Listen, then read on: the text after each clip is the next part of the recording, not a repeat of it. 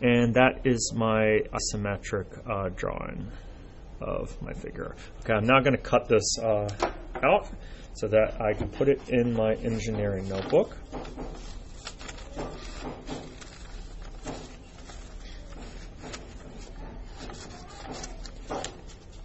And I am going to use this figure to create my multi-view sketch. Okay, so I'm going to go ahead and tape this into the top corner of my engineering notebook.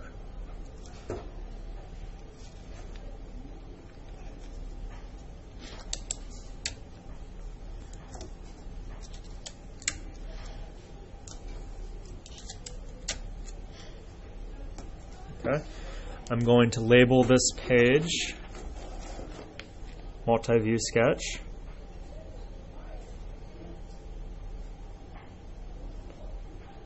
Okay. And I'm going to label this figure as my isometric sketch. Okay.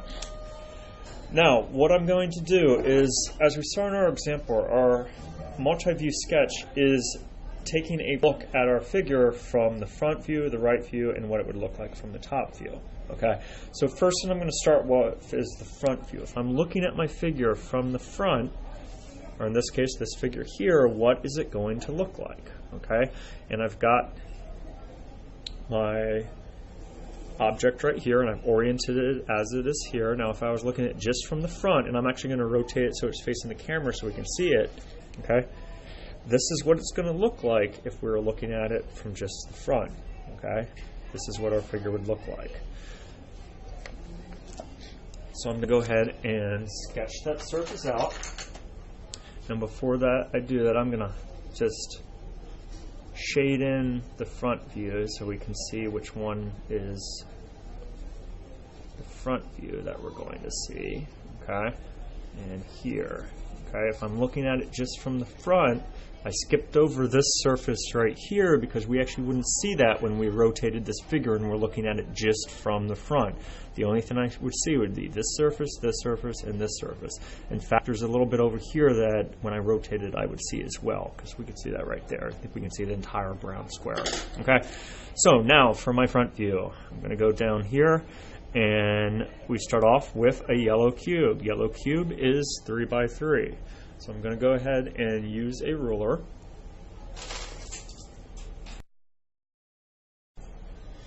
Alright, so I'm going to use my ruler as a straight edge to help me with drawing this. Okay, so I'll start off over here with this point. Okay, and from the front view, this is what it looks like if I need my figure. It is one square going upwards. That is the equivalent of 3 grid spaces. 2, 3. Okay. And then I'm going to go over 3. 1, 2, 3. And that would be just a yellow, but this line actually continues all the way across to the red. It continues across the brown, it continues across the red, so I still have 3 more and 3 more for the brown and the red. So 1, 2, 3, 1, 2, 3 for the brown and the red. Now I can go up this red edge, just 3 spaces. 1, 2, 3, using my straight edge. And then I'm going to go across the top surface, which is 3, 6, 9, 3 cubes. Okay. Now, I do have a little bit more that I need to do, because looking down from the top, the yellow and the brown cube is on a different plane from one another. So we need to account for that by showing this line right here. Same thing with the red and the brown cube. They're on a different plane than one another, so we need to show that with a line going down. So that starts here, which would be 3 over from the edge.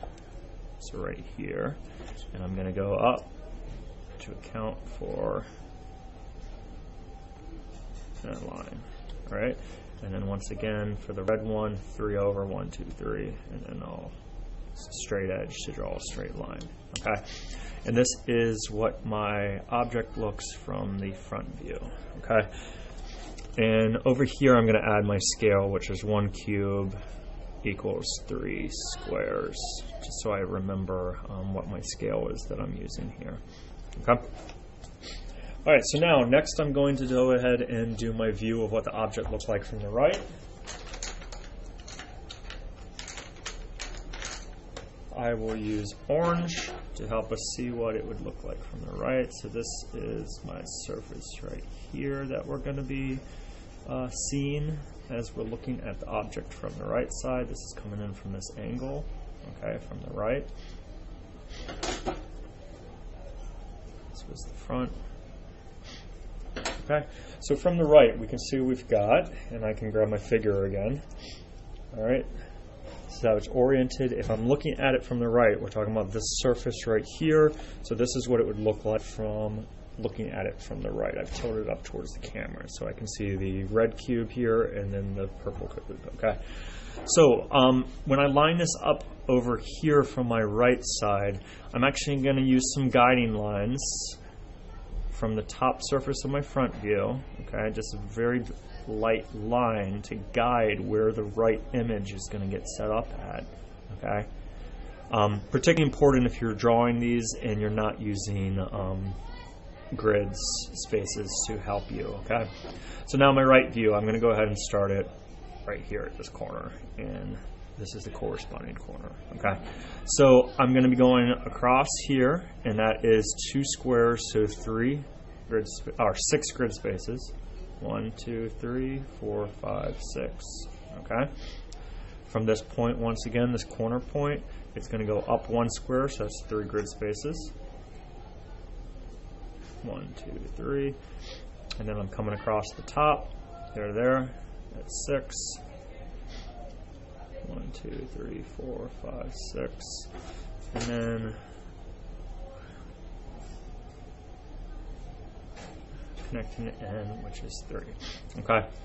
Now, there's one more thing that I need to account for. I've actually got a hidden surface that I can't see from the right side view, but it is actually coming in from the right. There's actually this hidden surface right here, this corner, this edge that I need to show in my right side sketch so that the engineers would be able to see that there's actually a missing component right here in the middle.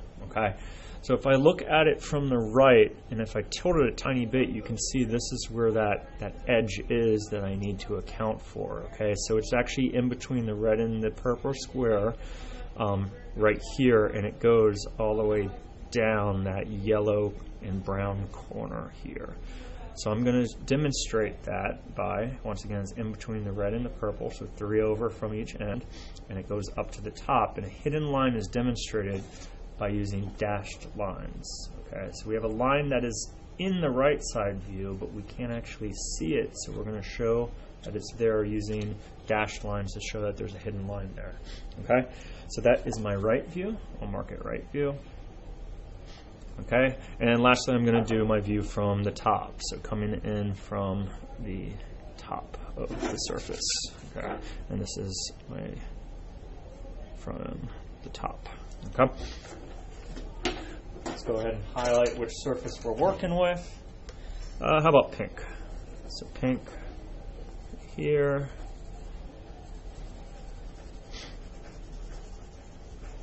That's my top surface. You know what? I'm going to step back. I actually should highlight that orange here just so that I don't forget that that's actually part of the right side surface. Okay, that I'm seeing. It's just it is hidden from the view, but I had to account for that when I did my right side view in my multi-view sketch. All right. So lastly, top side view. All right, we're going to go ahead and project this upwards. I'm going to project this line upwards with guiding lines, project this upwards. So all the lines that I have drawn, I project upwards towards where my top side view is, and then I can do my top side view right here. So from the top, I'm going to see, and if I look at it, this is what it's going to look like from the top once I orient it. to the top side view. Okay, so this is what our basic shape would look like, and we can see that with the pink surface. A lot of times shading in the surfaces allows you to see it a lot better. Okay? So I've got 2 squares here. This edge is going to be 6, so I'm going to start on this corner and go up 6 squares through 3, 4, 5, 6 grid spaces, 2 squares. From this point, I'm going to come across here, which is the 3 grid spaces, equivalent of 1 square. Okay, then I'm coming up to the green edge, which is 3 grid spaces, 1, 2, 3. Okay, I'm going to come over 3, 1, 2, 3, as I see right here. All right, that's the brown section. Then I'm going to come down 3, down this edge of the red cube. Okay, 3 over. Now across this surface from here to here. Okay, that's 3. 1, 2, 3. And then I'm going to go from this edge all the way up here, or from the red all the way up to the purple, which is 2 squares, or 2 cubes, or 6 grid spaces. 1, 2, 3, 4, 5, 6. And I went on to my sketch a little bit, so I should have shifted it over a little bit. And lastly, I'm coming across that top edge, which is 6 across. Okay, so I'm going to mark this as my top view, and that is my view from the top. I'm going to check to make sure there aren't any like hidden surfaces or hidden edges that are in there, and you can see that there isn't anything underneath here that needs to be accounted for. All right, so this is a multi-view sketch. This is showing the image from the front view, the top view, the right view. Remember to look for any hidden lines that might be found within your isometric sketch when you convert it to the multi-view sketch, so that you can account for that. And with practice, you will get better with these.